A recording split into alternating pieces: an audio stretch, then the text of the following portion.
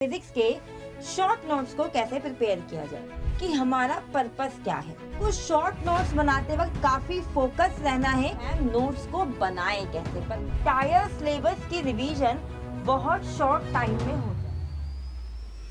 भाई मैम, हमारा एग्जाम है, नीट का एग्जाम है 2025 का, हम उसमें बैठने वाले हैं, लेकिन हमें फिजिक्स में एक प्रॉब्लम आती है कि हमें ये समझ में नहीं आ रहा है कि फिजिक्स के शॉर्ट नोट्स को कैसे प्रिपेयर किया जाए, क्या पर्पस होता है और क्या स्ट्रेटेजी होती है।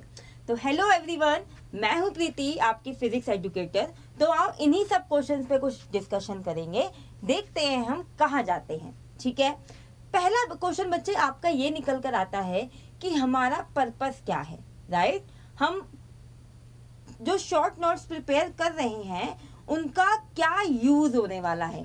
तो बच्चे पर्पस के लिए तो मैं आपको ये कहूंगी कि बेटा किसी भी चीज को जब आप लेट सपोज कि आपने कोई चैप्टर प्रिपेयर किया, ठीक है, आपने कोई चैप्टर को लिखना शुरू किया, आपने इस चैप्टर के बच्चे क्या बनाए, आपने इस चैप्टर के क्लास नोट्स को बनाया।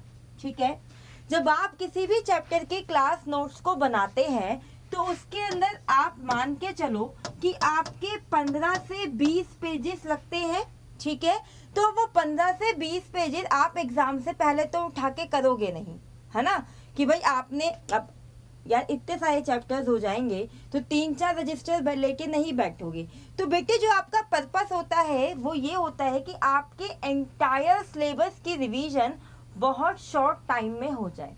लेट सपोज आपका ये 15-20 पेजेस आपने कुछ इसमें आपने न्यूमेरिकल करे होंगे, काफी सारी चीजें इसमें से लिखी होंगी, इसके अंदर क्लास में से आपने लिखी होंगी, लेकिन आपका बच्चे शॉर्ट नोट्स बनाने का रीजन सबसे पहले क्या होगा, क्या पर्पस होगा कि ये 15-20 पेजेस आपके 3 से 4 पेजेस के अंदर आ जाएं, जिससे कि आपकी रिवीजन का जो प्रोसेस है वो बहुत ज्यादा फास्ट हो जाए।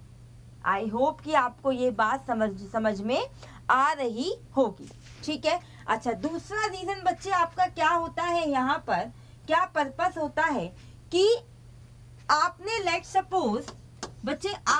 सपोज कोई एक पॉइंट लिखा, ठीक है, उस पॉइंट को लिखने के बाद आपको आपने लेट सपोज एक पेज में से एक पॉइंट उठाया, तो उस पॉइंट को लिखते ही आपको उस पेज के आगे की कहानी और पीछे की कहानी सारी याद आ जाए कि हाँ, इससे ऊपर मैंने ये पॉइंट लिखा था, ये बातें हुई थी क्लास में, इसके बाद मैंने ये पॉइंट लिखा तो ऐसे ऐसे हमारी बातें हुई थी।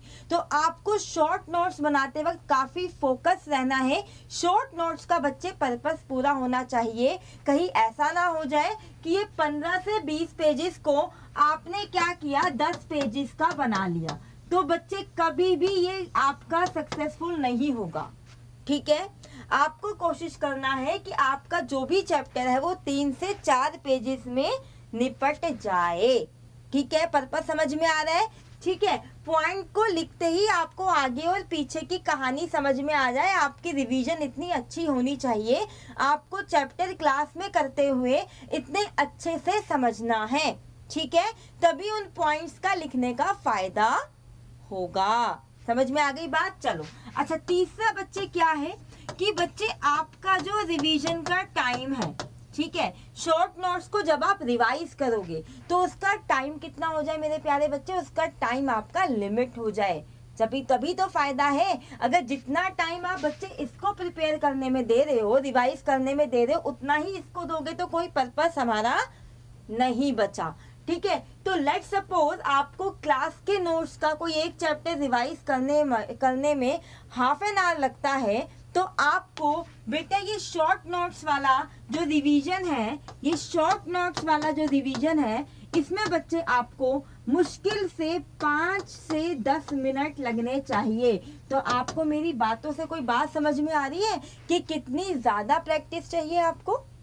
तो ये तो होता है बेटा पर्पस कि हम शॉर्ट नोट्स बना क्यों रहे हैं, ताकि हमारी रिवीजन का टाइम कम हो जाए, जल्दी रिवाइज कर पाए, ताकि हम कुछ मेन बातें, की पॉइंट्स को हम लिख पाए और हमारा जो पूरा चैप्टर है वो 3 से 4 पेजेस में निपट जाए, सो दैट हमें मोटी कॉपियां किताबें हमें उस वक्त पे ना उठानी हो। आई होप ये बात आपको क्लियर हो गई होगी, ठीक है। लाइंस के बीच में 3-3 4-4 लाइंस का गैप, कुछ बच्चे ज्यादा पेजेस पे काम करते हैं, तो आप एक काम करिएगा, आप बेशक आपके अगर 3 से 4 पेजेस में ये नहीं हो पा रहा है, आपके पेजेस, नंबर ऑफ पेजेस ज्यादा हो रहे हैं, 2-3 पेज ज्यादा हो रहे हैं, तो उनकी जीरोक्स करवा लेना, जीरोक्स करवा के उनकी, ठीक है, जीरोक्स करवा के उन्हें पेजेस पे चिपका लेना, तो एक ये तरीका भी है, ठीक है। आई होप कि आपको ये बात क्लियर हो गई होगी। अब बच्चे जो आपका नेक्स्ट पॉइंट निकल कर आता है ना, वो ये निकल कर आता है कि मैम नोट्स को बनाएं कैसे। पर्पस समझ में आ गया। जब भी कोई काम करो ना, उससे पहले उसका पर्पस देखो कि आप उस काम को क्यों कर रहे हो, ठीक है। एक स्ट्रेटेजी होती है चाहे आप कोई भी काम करो। अच्छा बच्चे, दूसरा बिंदु आपका कि मैम हम लोग इसको कैसे बनाएं, है ना। जो शॉर्ट नोट्स बनाने का तरीका होता है वो होता क्या है, हम इसको बनाए कैसे, हमें समझ में नहीं आता, ठीक है। कभी आपने एनसीईआरटी रीड करी है? एनसीईआरटी को बच्चे आपने रीड किया या नहीं किया? आपने किया होगा, सबने किया होगा, है ना।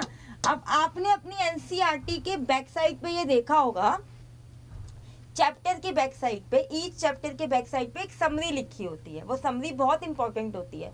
मैंने जब भी एग्जाम दिए ना, अगर कभी फॉर एग्जाम्पल मेरे पास टाइम नहीं बचता था कोई चैप्टर को रिवाइज करने का, सिलेबस बहुत ज्यादा है, तो मैं कभी भी उस चैप्टर को स्किप करके नहीं गई, मैं एटलीस्ट उसकी समरी देख के गई हूँ, क्योंकि कई बार समरी में से ही आपका डायरेक्ट क्वेश्चन आ जाता है, ठीक है।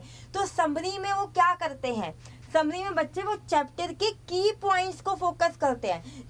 अगर आपने कोई चैप्टर बहुत अच्छे से किया है ना, उस की पॉइंट को देखकर आपको समझ में आ जाएगा, हाँ इसके पीछे ये वाली स्टोरी थी, इसके आगे ये चीज लिखी थी, ये फॉर्मूला लिखा था, वो अपने आप ही आ जाता है दिमाग में, ध्यान में आ जाता है, ठीक है। तो बच्चे आपको ये कैसे बनाए वाला क्वेश्चन है ना, तो इसमें एक बात ध्यान में रखना कि आपको ना उस चैप्टर के की पॉइंट्स पर फोकस करना है, ठीक है।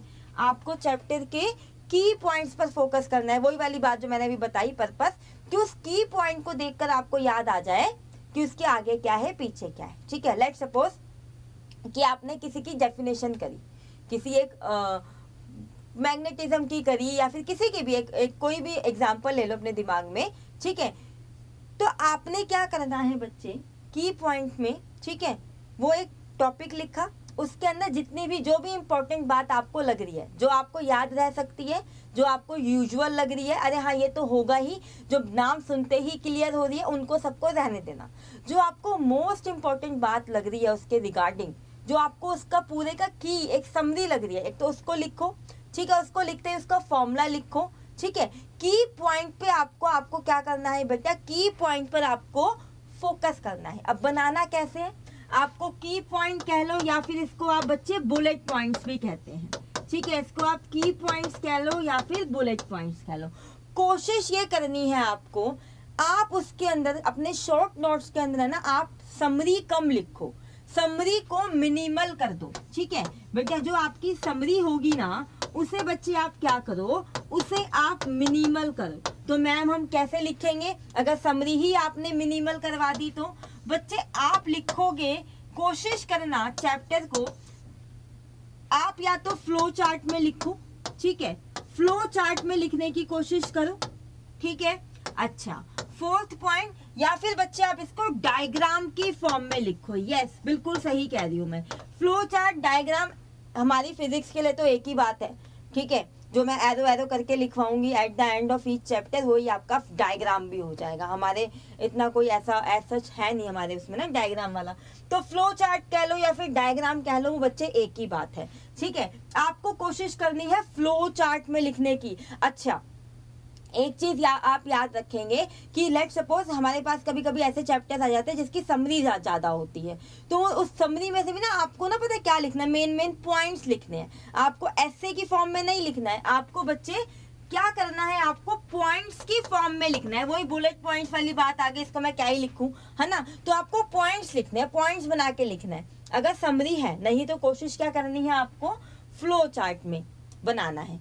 अच्छा, इसके बाद मैम कब बनाएं, तो जैसे ही चैप्टर खत्म होता है क्लास में, उसके बाद आपका नेक्स्ट काम क्या होना चाहिए, उस चैप्टर की अच्छे से रिवीजन करोगे और उसके बाद उसके शॉर्ट नोट्स साथ के साथ बनाते चलोगे। अगर ये सोच रहे हो कि हम दिसंबर में जाके, जनवरी में जाके सारे चैप्टर के शॉर्ट नोट्स बनाएंगे, तो आप एक बहुत बड़ी मिस्टेक कर रहे हो, ये मत करना, ठीक है।